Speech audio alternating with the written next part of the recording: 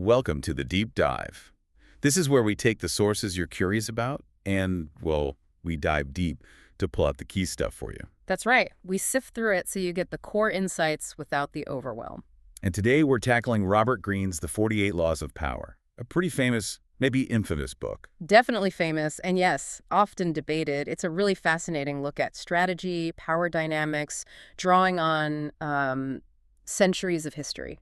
So our mission for you today is pretty clear. Mm-hmm. We want to unpack some of the core laws from this, frankly, quite dense book. Yeah.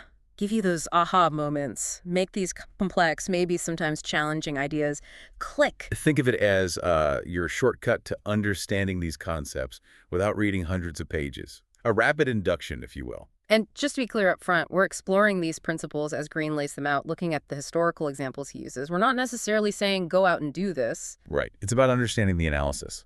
And Greene's analysis, it draws on a lot. Echoes of Machiavelli, sure, but also things like Siu's, The Craft of Power, Koam's translation of The Subtle Ruse, even Sufi wisdom from Idris Shah. It's a broad base. A real mix. Okay, let's dive in then. Law number 6, court attention at all cost. What's the core idea here? Well, fundamentally, Law 6 says that being noticed is everything. In the world of power, if people don't see you, you might as well not exist. So invisibility equals irrelevance. Pretty much. Greene says you need to actively make yourself stand out, appear larger, more colorful, more mysterious than the bland and timid masses. That makes sense, doesn't it? We're naturally drawn to things that are different that capture our attention. Exactly. It taps into how we're wired. We notice the spectacle, the drama. And Greene gives some, well, pretty vivid examples. P.T. Barnum, for instance. Ah, Barnum, the showman. How did he use this? Early on, he wasn't famous for anything real, necessarily. He created attention. He actually pretended to be, or let people think he was, this infamous Reverend Avery figure. Wow, really? Even if it was negative attention? Yeah, especially early on. The key was just getting people talking about him. It put him on the map. Controversy created curiosity. Okay, so attention is currency, good or bad. What about Count Lustig? A bit darker, maybe? Definitely darker. Lustig, the famous con man, he cultivated this air of, deep mystery and sophistication. People were fascinated by him. So the focus was on his persona. Right. And while everyone was trying to figure him out, this mysterious count, he was busy running his cons. The mystery was a perfect smokescreen. Like misdirection.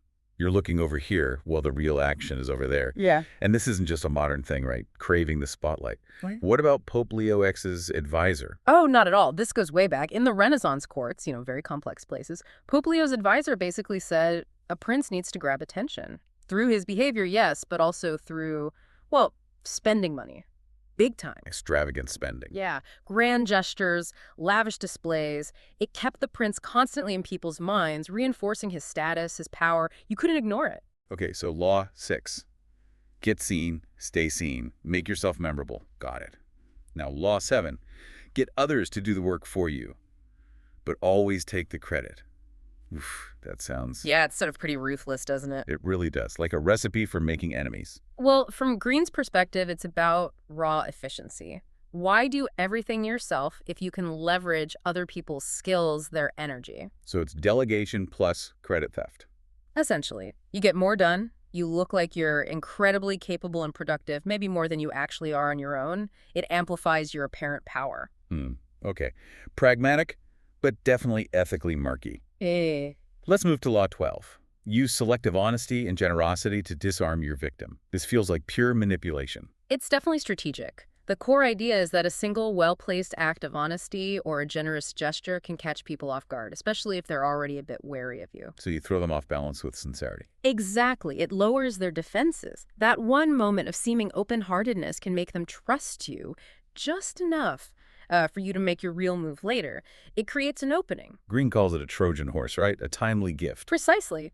That gift, that moment of honesty, it looks harmless, maybe even kind, but it's designed to get past the gates, so to speak, once you've disarmed their suspicion that way. The path is clear. Yeah. He uses the example of Joseph Duveen, the art dealer, and the National Gallery. How did that work? Right, Duveen. His rich clients were literally running out of wall space for the art he was selling them.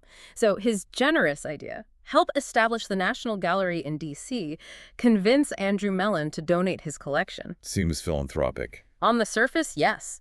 But it also solved Duveen's business problem, helped his clients with tax and inheritance issues, and, positioned Duveen himself as this hugely influential figure. It was good for everyone, but especially good for Duveen's reputation in business. A strategic act disguised as generosity. But what if you already have a bad reputation? Can you suddenly turn honest? That's the reversal Greene points out. If people already think you're deceitful, a sudden show of honesty just makes them more suspicious. Like, what's he up to now? Exactly. Yep. He mentions Count Lustig again. Trying to sell the Eiffel Tower later in his career, any attempt at seeming legitimate would have just raised more red flags because everyone knew his history. Once bitten, twice shy. Okay, Law 13. When asking for help, appeal to people's self-interest, never to their mercy or gratitude. Very direct. Extremely direct. Greene's take is basically forget appealing to pity or reminding people of favors you did them. It rarely works. Why not? Because, he argues, people are primarily driven by what benefits them. So when you need something, focus entirely on the what's in it for them. Frame your request around their advantage. Maybe even inflate the benefits a little. No emotional appeals, just pure self-interest calculation. The Athenians and their alliance choice. Perfect example. Corcyra and Corinth both wanted Athens as an ally. Corinth talked about past ties, gratitude owed, sort of emotional. And Corcyra. Corcyra just laid out the practical benefits for Athens. More ships, better strategic position against their rivals, pure pragmatism. And Athens chose. Corcyra, based entirely on self-interest, the emotional appeal fell completely flat. Tells you something about political realism, I guess. Okay, Law 14. Pose as a friend. Work as a spy. Sounds sneaky. It definitely has that Machiavellian feel. The logic is simple. Information is power, especially information about your rivals. How do you get it? It's like getting close. Exactly. Cultivate sources, people who can get near your rivals, seem like friends or colleagues, and gather intelligence for you. Using social interactions for reconnaissance, essentially. Okay, staying informed by any means necessary. Now, Law 15. Crush your enemy. Totally. Wow, that's absolute. It is. The rationale here is pretty stark. If you leave an enemy partially defeated, they'll recover, they'll resent you, and they'll likely strike back when they can. The wounded snake metaphor. Precisely. A wounded snake recoils and strikes with double venom.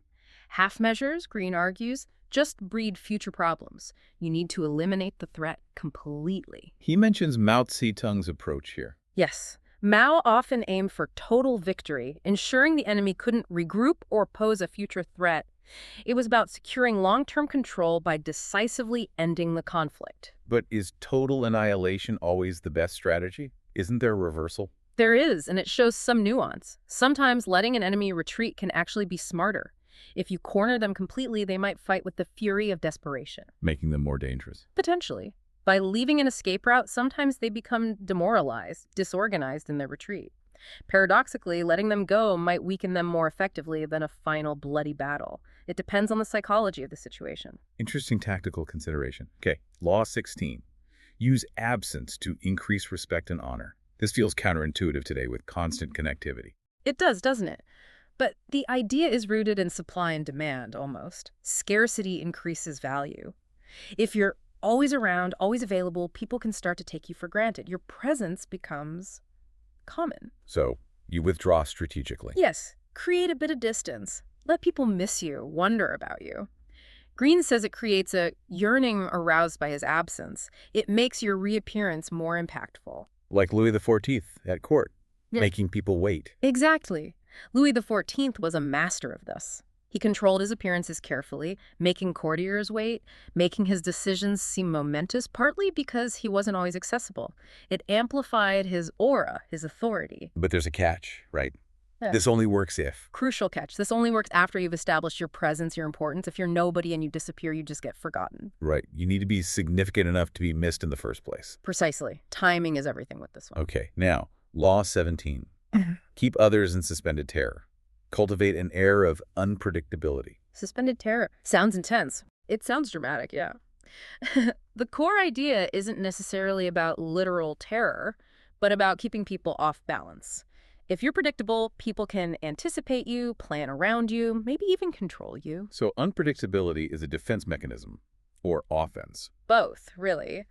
By being inconsistent, changing tactics, doing the unexpected, you make it impossible for others to figure you out. They're always guessing, always slightly anxious, which prevents them from forming a solid strategy against you. Like Stonewall Jackson in the Civil War. Textbook example. Okay. His unpredictable movements constantly confused the Union generals. They couldn't pin down his objective, which caused delays and errors on their side. His unpredictability was a major strategic asset. Keeps the opponent guessing, disrupts their plans. Okay, Law 18. Do not build fortresses to protect yourself. Isolation is dangerous, so the opposite of withdrawing. In a way, yes. While strategic absence, Law 16 can be useful, complete isolation is different. Greene argues that shutting yourself away, building walls, actually makes you more vulnerable. It cuts you off from vital information. You don't know what's happening outside. It makes you an easy, obvious target, and you lose allies. He says safety is often found in the crowd, by circulating, mingling, building connections. He uses the first Chinese emperor, Qin Shi Huangdi, as an example of isolation gone wrong. Right. Despite building the Great Wall, later in life he became incredibly isolated in his palace, obsessed with immortality.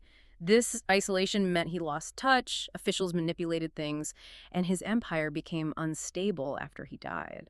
And Louis XIV, back to him, he understood this danger. Versailles wasn't just a palace. No, Versailles was strategic genius in this sense. By forcing the nobility to live there with him, under his watch, Louis XIV prevented them from isolating themselves on their own estates and plotting. He kept potential rivals close and information flowing. He knew an isolated king was a weak king. So stay connected, stay informed, don't hide away. Law 19, know who you're dealing with, do not offend the wrong person. Seems like basic social intelligence, but maybe with higher stakes. Exactly. It's basic prudence amplified. People are different. A strategy that works on one person might disastrously backfire on another. You absolutely have to gauge who you're dealing with, their pride, their insecurity, their capacity for revenge. Because offending the wrong person can haunt you for years. The consequences can be severe and long-lasting. The story of the ruler of Cheng and Prince Chen'er illustrates this. Perfectly. The ruler made a small, seemingly insignificant slight against the prince when the prince was down on his luck. Years later, Cheng'er came to power, remembered that insult clearly, and took his revenge. It shows you never know who might hold power later. A reminder to be careful, always. Are there people you don't need to worry about offending as much? Well, Greene suggests that people who are deeply insecure and need to feel superior can sometimes be managed differently. Letting them think they've won or feeding their ego slightly might sometimes be a way to neutralize them without creating a lasting enemy. Interesting. A kind of strategic ego stroking. Okay, let's jump to Law 33. Master the art of timing. This seems broader. It is. This moves beyond specific tactics to overall strategy. It's about patience, about sensing the right moment. Rushing things, acting impulsively, often signals weakness, a lack of control. So, you need to read the situation, the spirit of the times. Precisely. Understand the trends, the currents, know when to lay low when the time isn't right, and just as importantly, know when the moment is right, and then strike decisively. It's about rhythm and opportunity. Patience and decisiveness, in balance. Okay, Law 36. Disdain things you cannot have. Ignoring them is the best revenge. This is about emotional control, isn't it? Very much so. The idea is if you obsess over something you can't get or let your rival see that you covet what they have, you give it power over you. You reveal a weakness. So indifference is strength. In this context, yes. Acting angry or frustrated is counterproductive. Ignoring the slight, the unattainable thing, the rival's success that shows you're unaffected, which can be infuriating to an opponent and maintains your own composure, it denies them the satisfaction of having gotten under your skin. Like Pietro Aretino ignoring the attacks about his background. Exactly. People tried to shame him about his humble origins. He basically just ignored it, didn't react. By refusing to engage, he took the power out of their attacks. His indifference was his shield and weapon. Powerful stuff. Okay, Law 40. Despise the free lunch. Be wary of gifts. Essentially, yes. Things offered for free often aren't free at all. They come with hidden obligations, expectations, maybe even a trap. So pay your own way. Greene strongly advises it. Paying your way maintains your independence. You're not beholden to anyone. You avoid the subtle, or not so subtle, strings that often come attached to generosity. As he says, what has worth is worth paying for. But isn't generosity sometimes a sign of power itself? Ah, good point. There's a difference. Accepting a free lunch can put you in debt. Being the one who can afford to be generous, offering things freely from a position of strength, that can be a display of power. It signals abundance. So it's about which side of the transaction you're on. Got it. The giver versus the receiver. Okay, finally, Law 41. Avoid stepping into a great man's shoes. For successors. Yes, this is about legacy and comparison. Following someone truly great or iconic is incredibly difficult. You'll constantly be measured against them and likely found wanting. That shadow is too large. Often, yes. Greene's advice is don't try to be them. Don't follow their exact path. You need to carve out your own identity, change course, do something different to establish yourself in your own right. Like Louis XV after Louis XIV, or Napoleon III after Napoleon Bonaparte. Perfect examples. Right. Louis XV always seemed diminished compared to the Sun King. Napoleon III, perhaps learning from history, consciously tried to create a different kind of Napoleonic legacy, not just mimic his uncle. You almost have to achieve more, or something radically different to escape that shadow. Establish your own brand, essentially. Oh, we've covered a lot of ground here. Looking back, what are the big recurring themes you see across these laws? Well, definitely the absolute critical importance of appearances, how things look, how you're perceived is paramount again and again. Perception is reality in this world. Seems to be a core tenet, yes.